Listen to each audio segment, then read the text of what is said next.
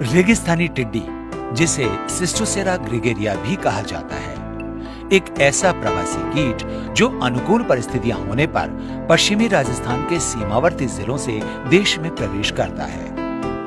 टिड्डी बहुत बड़े दल के रूप में चलती है।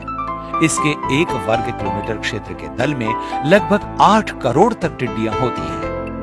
टिड्डी सामूहिक रूप से उड़ान भरते हुए हवा की दिशा में एक दिन में लगभग 150 किलोमीटर की दूरी तय करती है। टिड्डी दल अपने रास्ते में आने वाली सभी फसलीय और गैर फसलीय वनस्पति को चट करते हुए चलता है। हालांकि ये कीट हर वर्ष नहीं आता, लेकिन जब भी ये आता है काफी नुकसान पहुंचाता है।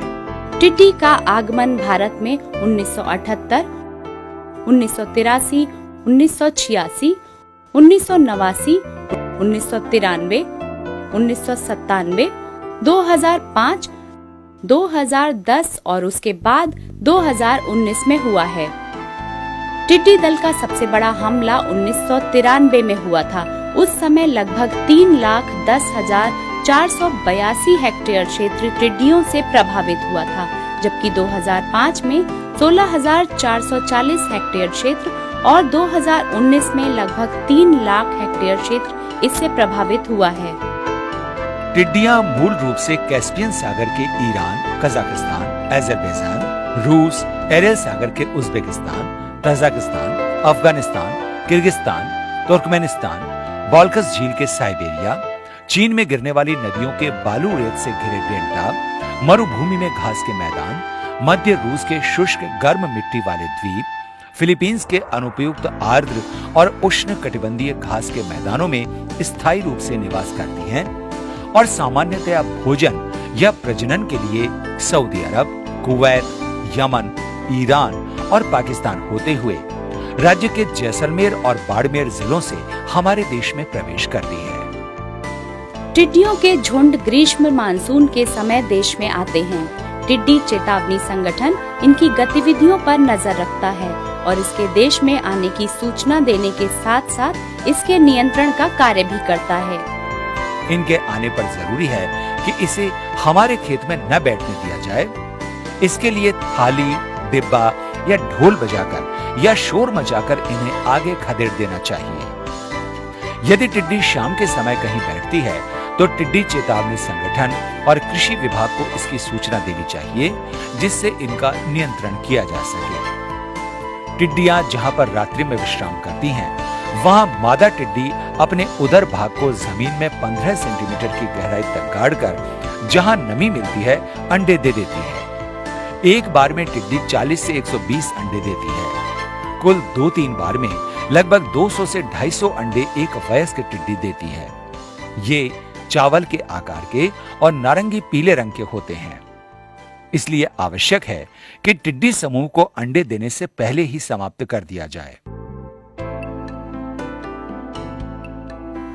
जमीन में नमी रहने की स्थिति में 10 से 30 दिन के बाद अंडों में से शिशु हॉपर्स निकलते हैं, जिन्हें फाका भी कहा जाता है। हॉपर्स काले और भूरे रंग के होते हैं। ये उड़ नहीं सकते, वरन ये जमीन पर फुदक फुदक कर समूह में आगे चलते हैं। ये वनस्पति के कोमल पत्तों को खाकर उन्हें काफी नुकसान पहुंचाते हैं। इनके नियंत्रण के लिए अपने खेत के चारों तरफ या इनके रास्ते में खाई खोद देनी चाहिए, जिससे सभी हॉपर्स उसमें गिरकर इकट्ठे हो जाएं। इसके बाद या तो उन्हें मिट्टी डालकर दबा दें या उसमें दवा स्प्रे कर समाप्त कर सकते हैं। हॉपर्स से वयस्क टिड्डी बनने में लगभग 20 से 25 दिन का समय लगता है। टिड्डी पहले गुलाबी, फिर भूरी और अंत में पीले रंग की हो जाती है। पीले रंग की टिड्डी पूर्ण वयस्क होती है।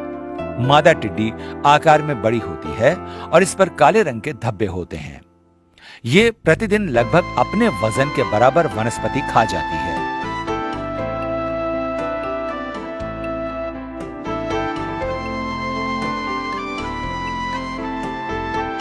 अंतिम 2 सप्ताह में ये आपस में मैटिंग करते हैं। मैटिंग के 24 घंटे के भीतर मादा टिड्डी अंडे देने का काम करती है। एक वयस्क मादा टिड्डी अपने 12 सप्ताह के जीवन में 2 से 3 अंडे समूहों में 5 से 7 दिन के अंतराल में 200 से 250 अंडे देती है। अंडे 2 सप्ताह में फूटते हैं, जिनसे शिशु हॉपर्स निकलते हैं जो विकास और वृद्धि की 5 अवस्थाओं से गुजरते हैं, जिनमें 30 से 40 दिन का समय लगता है।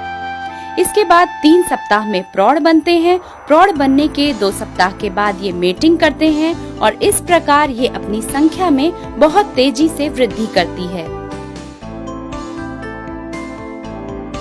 इनके नियंत्रण के लिए टिड्डी नियंत्रण विभाग द्वारा मेलाथियोन 96% ULV कीटनाशी का स्प्रे किया जाता है। चूंकि ये कीटनाशी काफी जहरीला होता है, इसलिए इसका छिड़काव गैर फसलीय क्षेत्रों में ही किया जाता है। फसलों पर टिड्डी का आक्रमण होने पर किसानों द्वारा क्लोरोपाइरीफॉस 20 EC का 1200 मिलीलीटर प्रति हेक्टेयर या क्लोरोपाइरीफॉस 50 EC का 480 मिलीलीटर प्रति हेक्टेयर या लेम्डासाइलोहेथ्रिन 5 EC का 400 मिलीलीटर प्रति हेक्टेयर या मेलाथियोन 50 EC का 1850 मिलीलीटर प्रति हेक्टेयर का छिड़काव कर टिड्डी नियंत्रण किया जाता है। इन कीटनाशी रसायनों पर कृषि विभाग द्वारा अनुदान भी दिया जाता है। इस प्रकार सामूहिक रूप से प्रयास कर टिड्डी नियंत्रण किया जा सकता है।